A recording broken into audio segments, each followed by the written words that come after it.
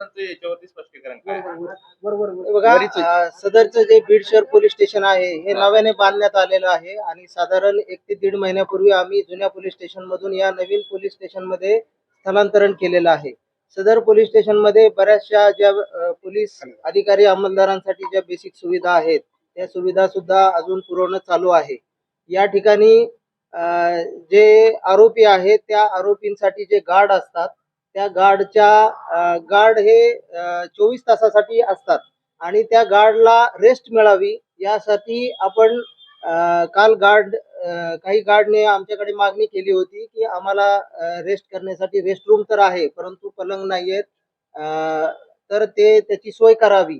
तर त्या अनुषंगाने मी येथील जे प्रभारी अधिकारी आहेत त्यांना मी सूचना केली होती की आपण तात्काळ गार्ड जे आहेत त्यांच्या रेस्टसाठी त्यांच्या आरामासाठी पलंगाची सोय करावी.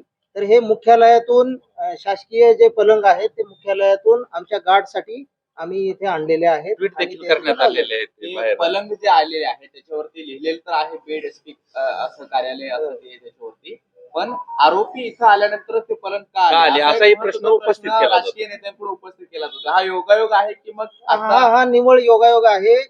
मी आता जसं सांगितलं तसंच ते पार्श्वभूमी ही आहे की पोलीस स्टेशन नवीन आहे आणि त्यामध्ये काही सुविधांचा अभाव आहे, जसे पलंग आहेत किंवा आराम करण्यासाठी इतर सुविधा.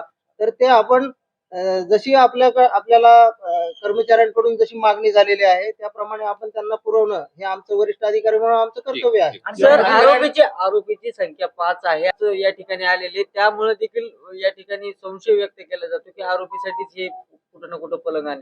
नाही हे चुकीचं आहे. आणखी काय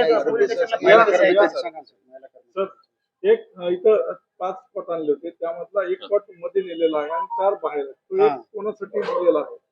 आमचे एक आरटीपीसी रूम असते त्या रूम मध्ये इकडे बघून सर महिला अंमलदार असतात. महिला अंमलदार आणि त्यांना देखील आरामासाठी त्या पलंगाची आवश्यकता, कॉटची आवश्यकता असते आणि त्यांना देखील रेस्ट करण्यासाठी तो कॉट जो आहे तो आम्ही शिफ्ट केलेला आहे.